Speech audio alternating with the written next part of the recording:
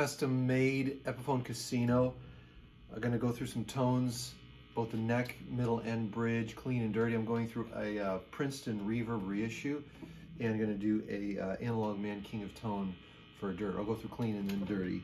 Here's the neck pickup.